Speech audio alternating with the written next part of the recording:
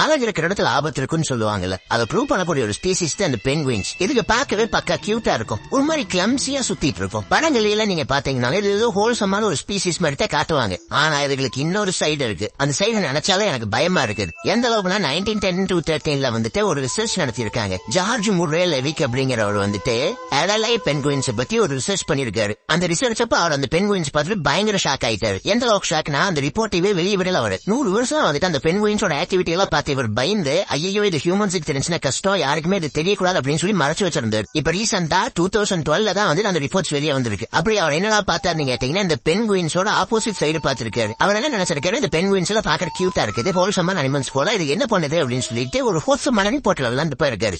ஆனா அதுக்கு பயங்கர டெரிஃபிக்கா இருந்திருக்குதுங்க.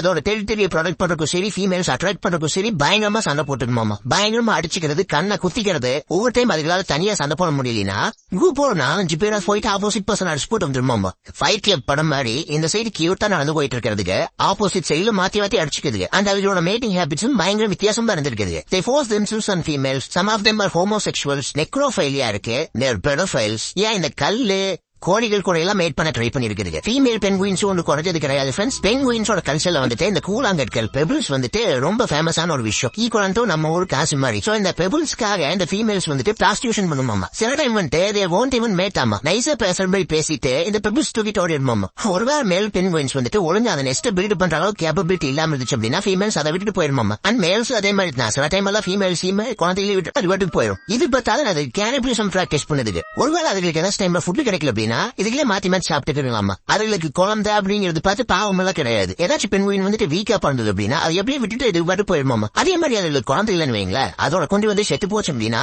வேற அவங்க வந்து போய் மும்பை தேடிட்டு வந்துருமாம். ஒரு 2-3 வாரத்துக்கு அதை வார்த்ததுக்கு அப்புறம் இதுக்கு போர் அடிச்சிருச்சு அப்படின்னா அப்படியே விட்டுட்டு இது பாட்டு போயிருமாம். என்னெல்லாம் பண்ணுது பாருங்க ஃப்ரெண்ட்ஸ். இது நான் பெண்குயின்ஸ் வீடியோல பார்த்துட்டு கியூட்னு சொல்லி நினைச்சிட்டு இருந்தேன். இது பார்த்தா இந்த ஒர்க் பண்ணிட்டு இருக்குதுங்க. சில டைம் ஐஸோட ஓரத்துல இருந்து தண்ணிக்குள்ள மீதி பென்குயின்ஸ் இதுக்கு தள்ளி விட்டுருமாமா. தண்ணி நல்லா இருக்குது ஏன் செக் பண்றதுக்காக. அண்ட் இந்த பென்குயின்ஸ் வந்துட்டு சில டைம் டிப்ரெஸ் ஆயிரும் போல. அதோட கூட்டுல இருந்து பிரிஞ்சு அது பாட்டு நடக்க ஆரம்பிச்சிருமாமா. திரும்பியே பக்கம் எல்லாத்தையும் விட்டு அது பாட்டுக்கு போகுமாமா ஃப்ரெண்ட்ஸ். நான் வந்துட்டு நம்ம ஹியூமன்ஸ் மட்டும் தான் வியர்டுன்னு நினைச்சேன். பார்த்தா எல்லா அனிமல்ஸுமே ஒரு வாட்டில வியர்டா தான் சுத்திட்டு இருக்குது. சோ வந்துட்டு யாராச்சும் ஒருத்தங்க பாக்குறதுக்கு இன்னசென்ட்டா கியூட்டா இருந்துட்டு பட் உள்ளுக்குள்ள ஈவிலா இருந்தாங்க அப்படின்னா அவங்களை நீங்க பென்குயின் கூப்பிடலாம். உங்களுக்கு அந்த மாதிரி பென்குயின்ஸ் யாராச்சும் தெரிஞ்சு அப்படின்னா டேக் பண்ணுங்க.